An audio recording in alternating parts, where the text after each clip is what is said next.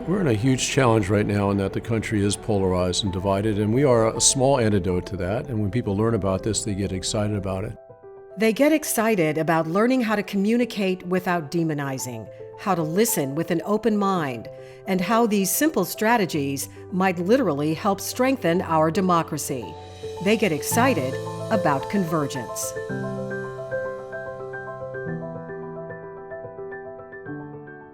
Every one of our projects affects the lives of millions and millions of people. Convergence founder Rob Fursh has a vision for a better world. I saw so many people who were fighting about things they didn't have to fight about. But underneath it all, most people want the same things. They disagree on how to get there. Convergence shows them how. The getting to know each other is so important in this because it breaks down perceptions, and that's a central tool of convergence. Convergence board member Stuart Butler is a respected policy expert at the Brookings Institution and formerly with the Heritage Foundation. He is also a stakeholder in multiple convergence projects. In some projects, people will not look at each other in the eye. They are so divided on their feelings about something.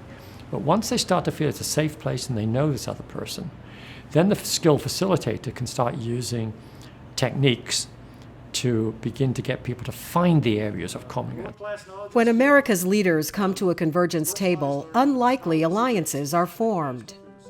From prison reform and re-entry to taking on the federal budget process, from overhauling healthcare to reimagining education and more, Convergence has tackled 10 issues of critical national importance since 2009, somehow finding consensus among stakeholders who typically wouldn't be caught together in the same room.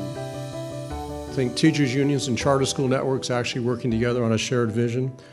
I'm sitting there smiling and thinking to myself, these people are smart, but they are crazy. The first meeting, I remember being very uncomfortable. They said, you're going to want to fight about the present. You're going to want to argue about what's happening right now in the schools. Why don't we set that aside? We can always argue about it later. And let's imagine what the future could look like. I can't remember what the turning point was, but at a certain point I thought, I am really looking forward to the next Convergence meeting on education. But after that, I think even with people who I still lovingly spar and sometimes deeply disagree, there's a bond between us. It's really inspiring to see that it became a spark for a much bigger movement. And it's grown into what I think is the most significant organization in the country that's pushing forward a new vision of education. I'm thrilled about what we're doing. We have an ambition now that by 2030, that learner-centered education is available as a local option to every child in the U.S.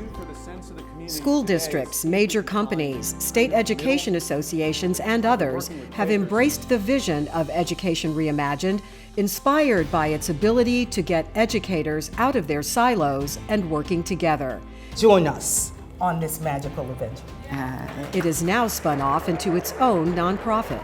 I was skeptical, but pleasantly surprised. Ashley McSwain was a stakeholder in the Reentry Ready project, looking at what we can do better in prison and upon reentry to help those coming home lead successful lives.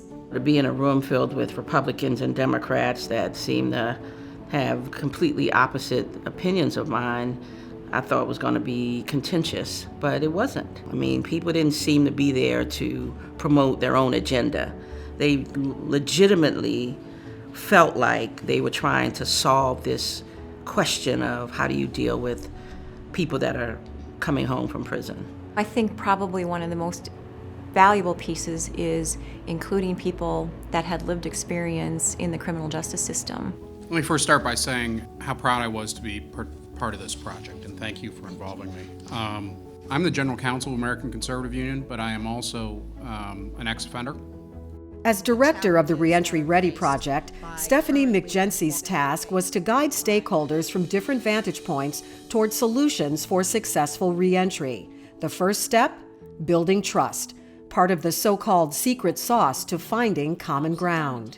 And at the end, we actually did create, I think, a very functional, actionable plan to rethink how we look at incarceration and its role in helping people be prepared for life when they're released.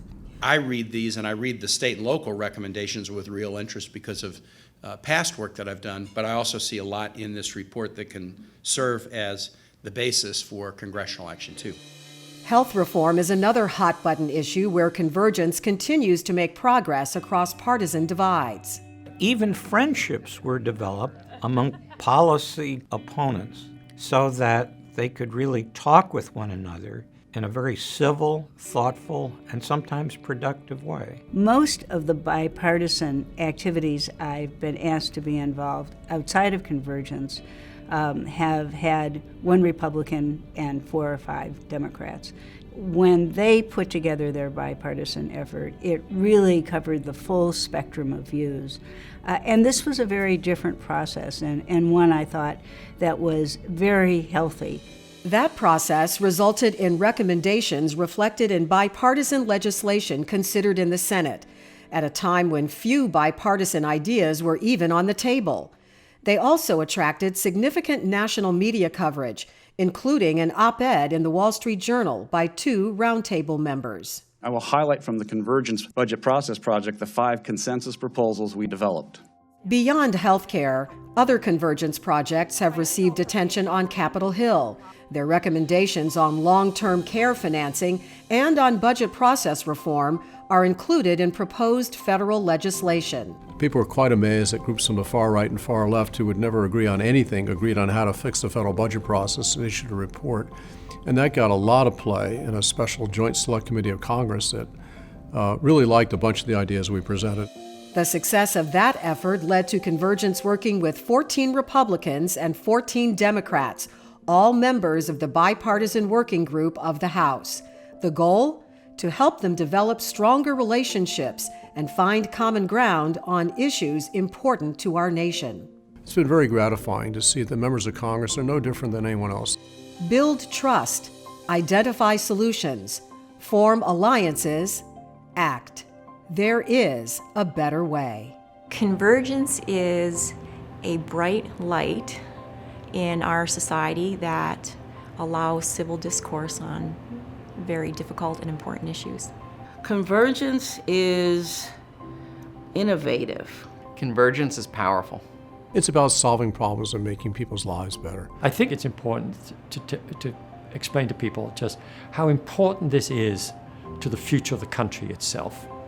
If there isn't an organization like Convergence to do this, who's going to do it?